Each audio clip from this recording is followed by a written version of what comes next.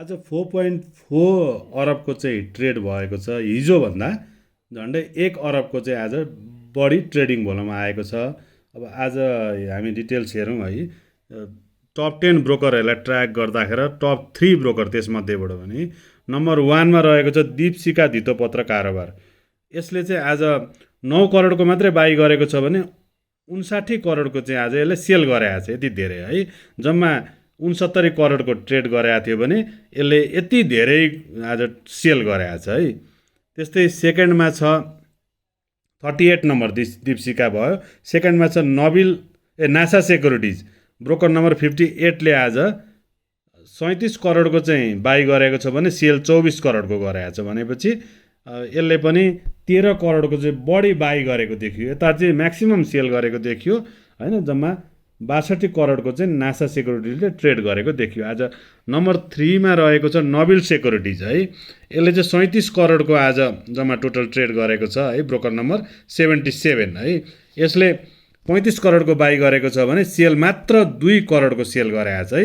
यसरी आज एकदमै अनौठो किसिमको कारोबार भएको देखिन्छ हैन। अरू टप 10 ब्रोकरहरूलाई हेर्दाखेरि हैन, तीनटा हेरिहाल्यौँ। चौथोमा अनलाइन सेक्युरिटिजले पनि आज 15 करोडको चाहिँ बाई गरेको छ भने 17 करोडको सेल गरेको छ। यसको समग्र उस्तै छ। त्यस्तै है अर्को छ त्रिशक्ति सेक्युरिटिज ब्रोकर नम्बर 48 ले हैन 14 करोडको बाई गरेको छ भने 17 करोडको सेल गरेको छ।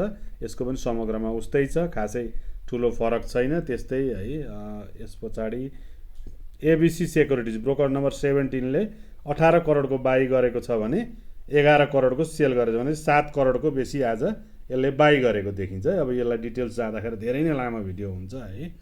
त्यस्तै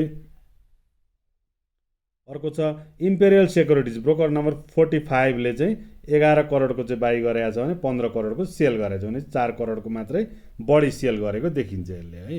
एमइएनमा चाहिँ बढी यसले आज सेल गरेको देखिन्छ। त्यस्तै अर्को छ नम्बर 7 मा dynamic money managers broker number 44 ले 16 करोडको बाई गरेको छ भने 10 करोडको सेल गरेको छ भनेपछि 6 करोडको बढी बाई गरेको देखिन्छ हैन। यसले यो डिभेन्चर चाहिँ बढी बाई गरेको देखिन्छ है, एग्रिकल्चर डेभलपमेन्टको। त्यस्तै छ अर्को नम्बर 8 मा भिजन सेक्युरिटिज ब्रोकर नम्बर 34 ले आज 11 करोडको बाई गरेको छ भने 13 करोडको सेल गरेको छ भने चाहिँ खासै त्यति ठुलो फरक देखिएको छैन बाई सेल हैन। मान्डो हाइड्रो पावरलाई अलि बढी ट्रेड गरेको देखिन्छ यसले है। त्यस्तै नम्बर 10 मा छ सनी सेक्युरिटिज ब्रोकर नम्बर 42 ले 10 करोडको बाई गरेको छ भने 9 करोडको भनेपछि यसको पनि समग्रमा उस्तै छ, बाई सेल कुनै फरक आएको छैन। केकेएचसी यसलाई चाहिँ यसले बढी ट्रेड गरेको आज देखिन्छ। अब हामी अर्को उसमा जाउँ, हेरौँ थोरै है। अब आज के छ भने बढी अकुमुलेसन र डिस्ट्रिब्युसन के कम्पनीमा भइरहेको छ त हैन। नेट अकुमुलेसन हेरौँ हामी। आज बढी चाहिँ बाई अकुमुलेसन भएको के देखिन्छ भने सोलु हाइड्रो पावरमा ब्रोकर नम्बर 58 ले चाहिँ धेरै नै किता आज बढी नै बाई गरेको देखिन्छ है।